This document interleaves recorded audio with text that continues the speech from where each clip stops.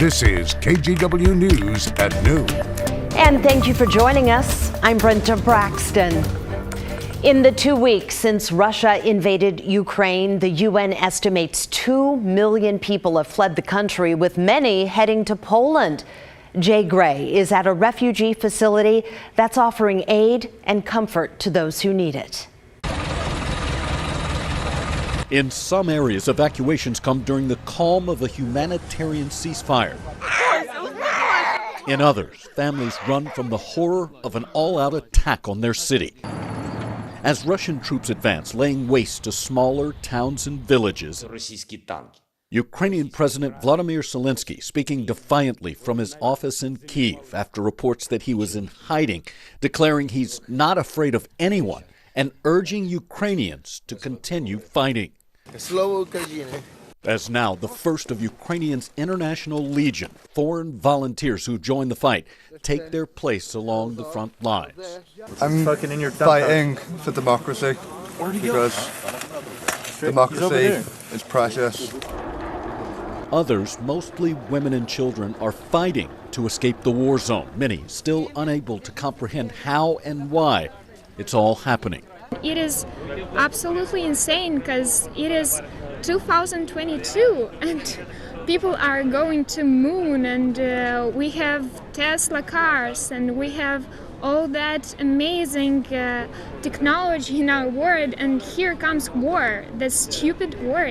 A war that's pushed more than 2 million from their homeland, so many unsure of what comes next. Jay Gray, NBC News, Czechów, Poland. Now to 3 more headlines about the war in Ukraine. First, a children's hospital has been destroyed by Russian airstrikes. President Zelensky tweeted that there were children under the wreckage, and he called the strike an atrocity. Ukrainian officials say at least 17 people have been hurt. Second, Vice President Kamala Harris is traveling to Poland today.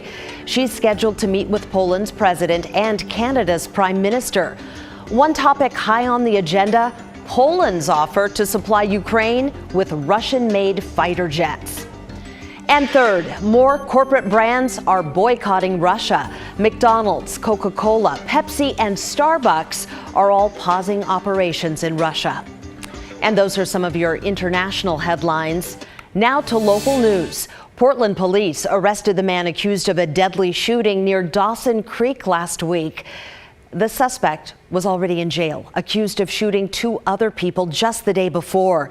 Court documents also show he spent 10 years committed to a mental ward for being criminally insane, but he was released last year. Alma McCarty reports. On March 1st, while hosting a community outreach event at Dawson Park for social change and anti-gun violence, Michael Tabor of Vancouver Avenue First Baptist Church witnessed a deadly shooting up close. Realizing there were gunshots, I chose at the time to move toward them to see what had happened, and noticed there was a gentleman who had been shot and was obviously laying in the middle of the street. A week later, police identified the victim as 55-year-old Mark Johnson. Tabor said by the time he got to him, Johnson was already gone. I think any loss of life is traumatic, but senseless loss of life is something that has challenged me tremendously.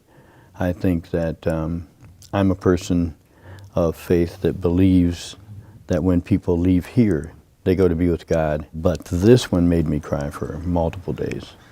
Earlier this week, detectives charged Joseph Banks with murder in the shooting death of Johnson. Banks was already behind bars, having been arrested on March 2nd for 2 North Portland shootings that happened less than 24 hours before Johnson's murder.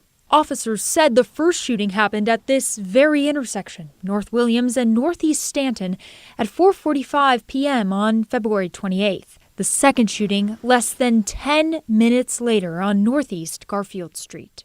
Court documents detail a long list of prior convictions for Banks out of California, Oregon, and Washington. Federal court documents also show Banks was found not guilty by reason of insanity for a felon in possession of a firearm charge, and that he was committed for a decade before a 2021 conditional release. If we're not going to make our community safe for everybody, then it's safe for no one. Tabor plans to continue his outreach at Dawson Park in hopes to help heal this community. Not only go back, but if I'm doing community outreach, what better time to galvanize people and bring them together than right after something like this. Alma McCarty, KGW News. Salem police have arrested a man accused of vandalizing a church and trying to set it on fire. We first told you about this story at the end of February. The Way Church in downtown Salem says somebody broke windows with a rock, stole electronics, poured milk all over the soundboards, destroying them. That person then tried to set the building on fire. Salem police say they arrested a 31-year-old man. He's in jail this noon and will be in court next week for a plea hearing. Well, community leaders in Portland's Old Town are joining forces demanding the city do more to fight crime and clear the streets. Pat Doris shared their concerns on the story. Community leaders in Portland's Old Town say the crime and mental health problems are out of control there. And Tuesday, they demanded the city's elected officials take action to help out. We're holding this press conference today because Old Town is in crisis, and everyone that is living or working here is suffering. We need immediate help, immediate relief. That's Jessie Burke, the chair of the Old Town Community Association and owner of the Society Hotel. She's here because she and so many others are fed up with a lack of action by Portland city leaders and county leaders who seem to be turning a blind eye to the ugly reality that is now thriving in Old Town. Many Portlanders haven't left home or gone much further than their neighborhood shops these last 2 years. We have lived and worked side by side with those so extremely mentally ill. They walk the streets naked, even in winter. They lick our windows, they eat food off the street and from city trash bins, and have untreated injuries that are the stuff of nightmares. And there is no plan for where they will ever live or be properly cared for. Burke and other Old Town business owners met with city leaders in October. That's last October. They were told to come up with their own solutions on how to fix the community. So today they released their demands. In the next 90 days, they want more police in the area to cut the property crime rate by 40%. They also want 60 inches or 5 feet of clearance on all the sidewalks to make them usable for people in wheelchairs and for other reasons. That would likely mean clearing out most of those homeless tents that you see there now. They also want to increase lighting by 100%, and they want graffiti removed within 3 days. So, will the city meet their demands? We'll, of course, keep an eye on what happens. And if you want to watch our full report on the Old Town situation, check out the KGW YouTube channel. Pat Doris reporting there. Have you guys ever heard of a bee atlas? It's a thing at Oregon State University, and it was just updated with hundreds of new species of bees. Now, what's interesting is experts say that most of these bees are not likely to sting you.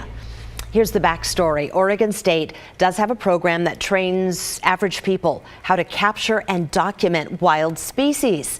Now, in the last month, that atlas added 224 unique bee species for a total of 650. The idea is to document habitats and behaviors and plants that bees interact with.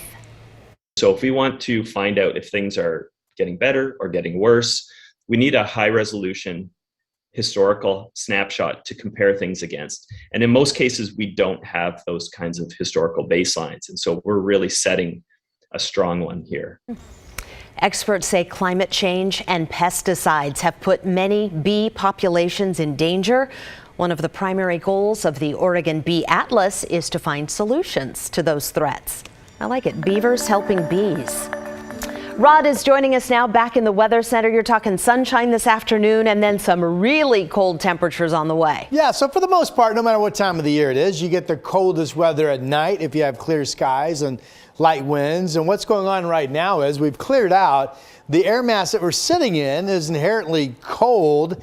And I think we could be down in what would be near record territory tonight. So real quick, we have warmed up to 50 degrees. I wasn't sure we'd make it to 50 today. We are sitting there at noon. There is a spotty shower chance this afternoon simply because The sun might warm up this batch of air more than it wants to be warmed. If that's the case, we get some cumulus buildup and maybe a spotty shower. But here's the bigger headline.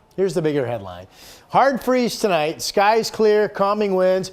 Portland forecast 27 degrees overnight. You folks in Salem, 25. Hillsborough and Corvallis could be 24. Hood River could be down as cold as 21 degrees, and that's overnight tonight to begin your March morning on Thursday. We'll have your complete forecast coming up. That is brutal. All right, we'll see you soon. Thank you, Rod.